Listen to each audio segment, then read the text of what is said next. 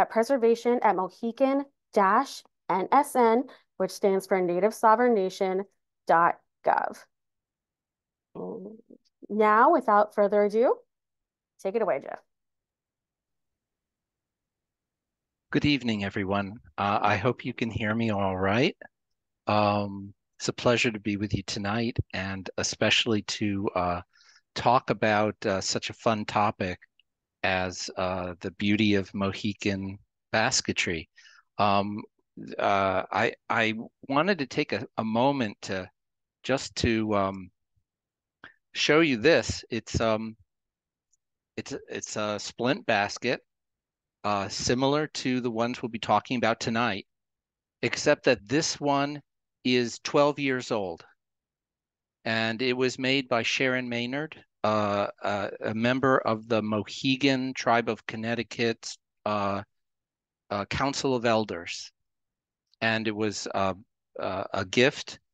And I'm hoping you can get a good look at it, because I think that for an archaeologist like myself, we tend to get too fixated on things, and what we sometimes leave out of our view is that these are belongings, and they're also, and I think this is a great example, these are ideas that are made corporeal, they're made real through somebody's artistry. And that's part of what we're going to be talking about tonight, is how do we take some of the historic baskets and how do we get back to the original idea and at least reconstruct in a way that original form. So I wanted to show that to you because once I go to my slideshow, I won't be able to refer back to it. Let me go to my, and let me just say that Coral, who's my co-speaker tonight, she had done this fabulous research project and produced a wonderful pamphlet, parts of which I'll be showing you tonight and she'll be speaking about. But that really formed the foundation for everything that I took forward. And I'm very grateful for her research. So now I'm going to share my screen. And hopefully that will do it. Are you seeing my title? I'm hoping you're seeing my title page, The Beauty of Mohican Basketry. You're good, Jeff. Okay, thank you. I know everyone's muted. All right. So we have been very fortunate in our office to have received a series of donations mostly this summer and fall, that started to appear in our conference room a little bit at a time over a period. And I don't want to be too flippant about this, but as I would come into the office, the pile, the baskets were multiplying until they took up the entire conference table, which you see here in my slide, and then the couch that's adjacent to it. And I was like, every time I came in, that collection grew. And this is largely because of the outreach of our office, and in particular Bonnie Hartley's public speaking engagements, et cetera, et cetera. People realized what they had. They came forward and donated these baskets, these native baskets. And as you can see, they're quite amazing in terms of the technical expertise and the artistry that went into them, but they also show their age and the oxidation from being 150 years old, or who we don't know exactly the ages, 100, 150, even 200 years old. Coral, these are some of the basket styles. So some of the basket styles that I found were the most common are that circular one, that's the top one. It has a circular rim, which is very noticeable when looking at our Mohican baskets. And then the second basket, also in the first basket, the rounded edges on the bottom were very, very normal. And the basket weaving, that type of pattern is also very common as well. So, and then the second one, there's also a lot of lidded baskets, and they're all square mostly. And they all have that rectangular shape or square shape that you see in that picture that I drew. Then the less common shapes of baskets that are also found are they're more flattened, rectangular shaped. They're less common, but they're also Mohican baskets, just like the one on the top there. And then the second basket has a curved neck to it. And I really like that one. And I also really love the patterns on that one. And then the third one that was less common, which I was having trouble myself when I was looking at the pictures of it, because it was not like common to see. It has a bigger top area and then it gets smaller on the bottom, and that was less common to see. So, but it was really cool doing that research on the baskets to see the different shapes and styles that there were. I just want to add that the illustrations are Coral's work as well.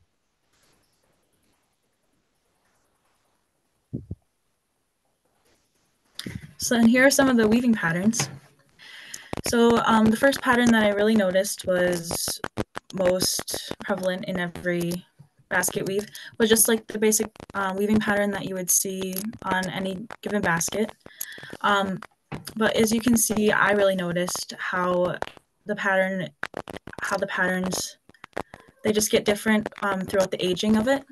So you could really see the different pieces on there when I was looking at all the pictures of the different ones.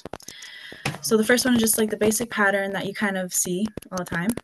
And then the second one, there are smaller pieces weaved in, which I think is really amazing. And it looks very beautiful. And then this one too, there are two different smaller pieces, and then the bigger pieces on the other side. So some of the baskets we noticed, they have more reinforcement on the bottoms and the sides.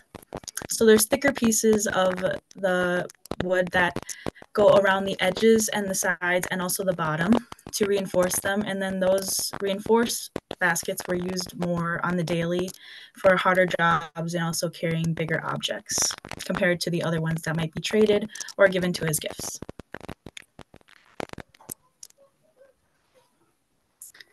So some of the stamp designs and also the dies.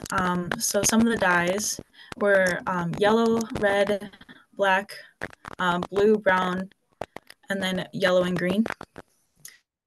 So those are the ones that I found were most common, and you can also see that on a lot of the baskets that Jeff, Bonnie, and Sarah had given me examples of to use. And then I also used some examples from the museum, the library museum, on the reservation. And a lot of the same dyes were used. So some of the dyes that were used the most were the yellow, which was onion skins, which I thought was very interesting because it's not something you would think would turn something that yellow. And I think that's a really amazing thing that would happen. For red, they would use cranberries or also red onion skins. And it makes a very bold red color, just like Jeff is showing. And then also for black, it was most likely they use pokeberries or huckleberries, and it would make a very concentrated black dye. Very, very concentrated.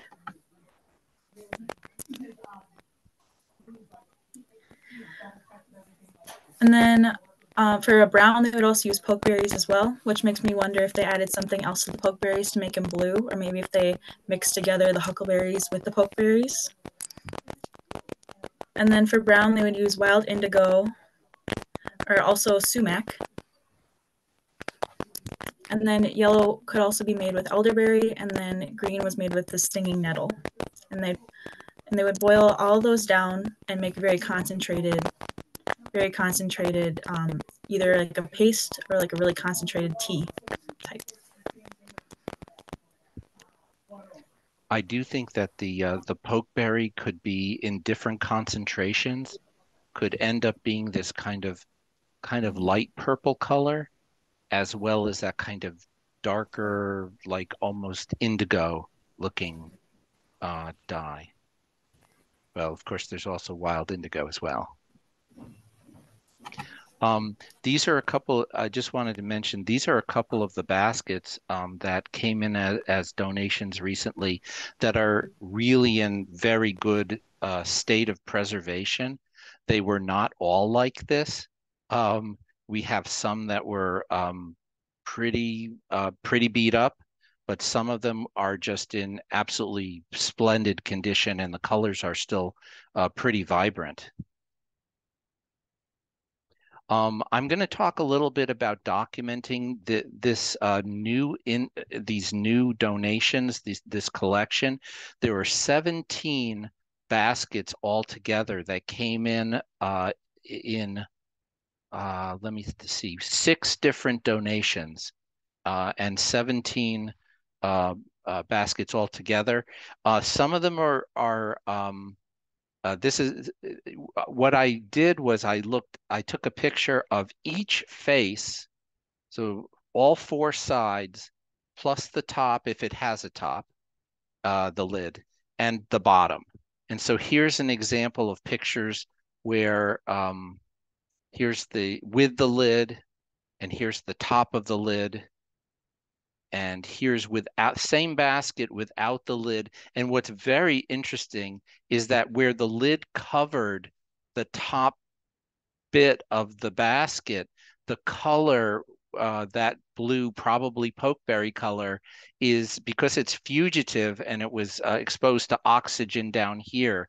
That's probably just gone, but under the lid it was preserved, which is really quite neat. And here's the bottom, and less oxygen is getting to it. The bottoms tend to be less oxidized, whereas the tops tend to be not only very oxidized, but they also tend to be heavily weathered, and even with water damage oftentimes on the lids, on the tops of the lids. And so it's very, very difficult to see any designs on the lids. And what I did was I took the different views, and basically I digitally cut them out and arranged them so you could basically look all the way around the basket, and you could see the bottom and you could see the top. And so I did this for all the baskets that came in this in these donations. Our challenge and my challenge was to try to take Coral's research maybe a step further. And again, trying to get close to try to envision what the original idea was that the artisan, the Mohican ancestor, was trying to achieve, was trying to execute. And it occurred to me I had used a software when I was working out in Montana. They have rock art sites out there, pictographs. They're oftentimes very difficult to see on the rock faces. And there was the Confederated Salish and Kootenai tribe was using a software called D-Stretch, which was a kind of multispectral imager that was meant to bring out the patterns, the designs, the rock art from these sacred sites out west. And here's an example of what this software can do. And we thought, hey, this should work on baskets to bring out the design. So that's what we tried. So we did get the software, And I started out with one of the ones that I thought was in extremely good shape. So here's one of them, and it's one of the best preserved baskets. I want to you can just compare how less oxidized the base, the bottom is. And also I want to point out that on several of these baskets, there's a single stamp design on the bottom. I call it a signature mark. And this was a surprise. We had never heard of this, but this seems to be not all of them have it. About a third of them have it. And so that's really pretty interesting. So we used the D-Stretch software on this very good example where we could really see all the designs anyhow. And this is what we got. And you can see how it really brings out on this. This one's an easy one. So it really brings out all the designs. And then I thought to myself, well, how can we digitally restore a basket?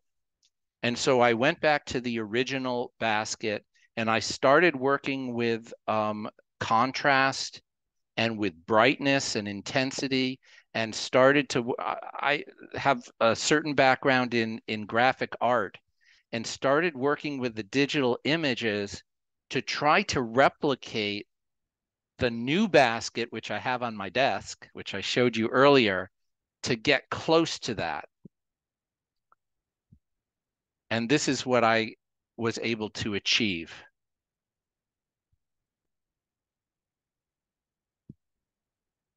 And of course, it's a photo of an old basket, but it's trying to get back to that original look that it would have had when the artisan finished it. And so I started thinking about, well, can I do this with some of the baskets that are not so well preserved? So here's one. This one is in pretty good shape.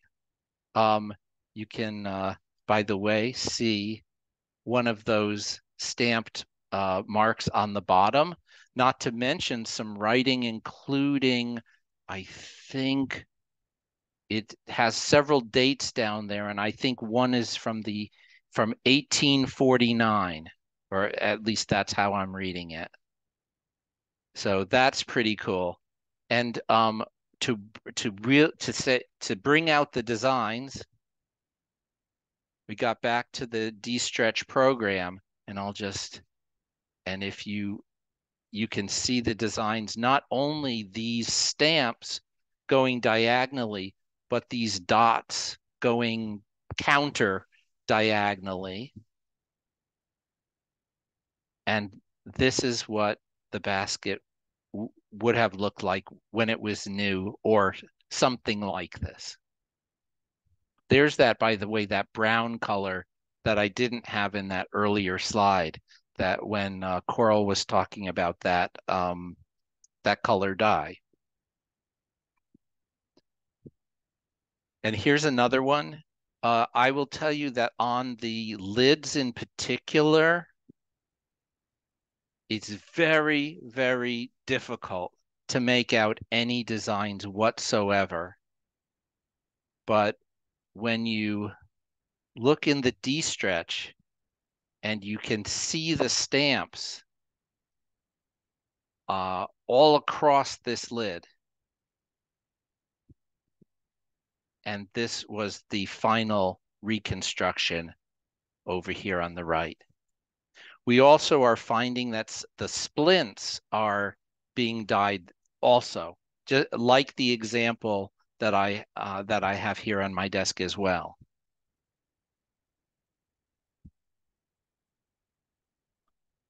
I'm just looking at my time.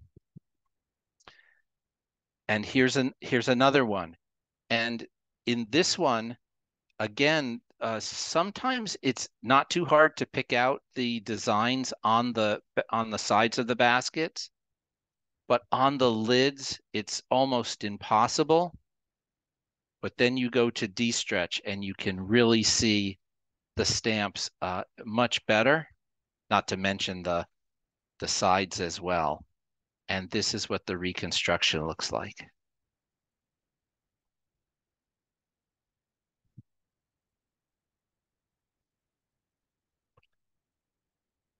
Again, sometimes the sides are not too hard to make out, but the lids are another story. But look how the patterns pop in the de-stretch and then the final reconstruction.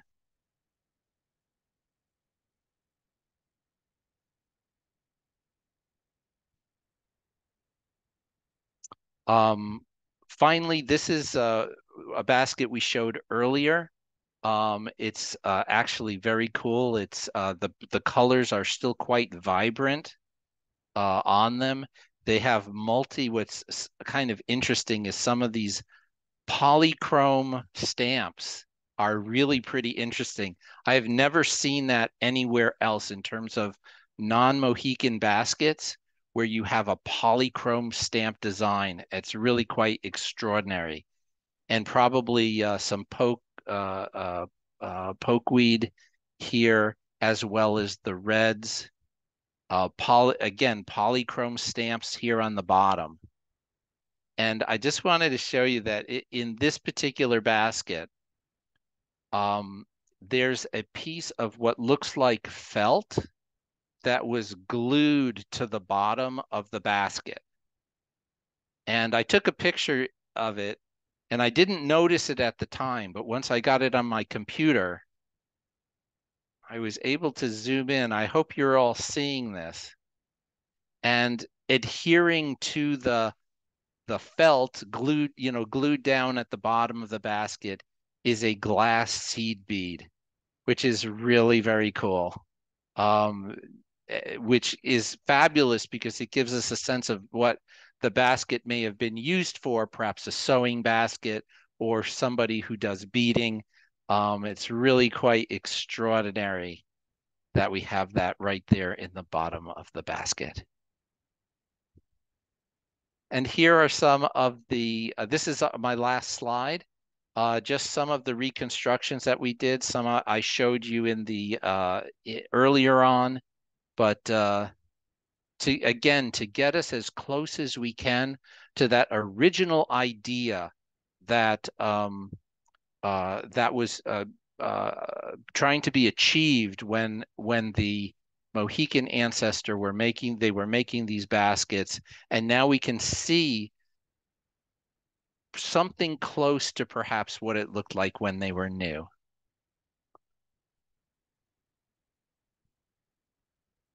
Thank you very much. And thank you, Coral.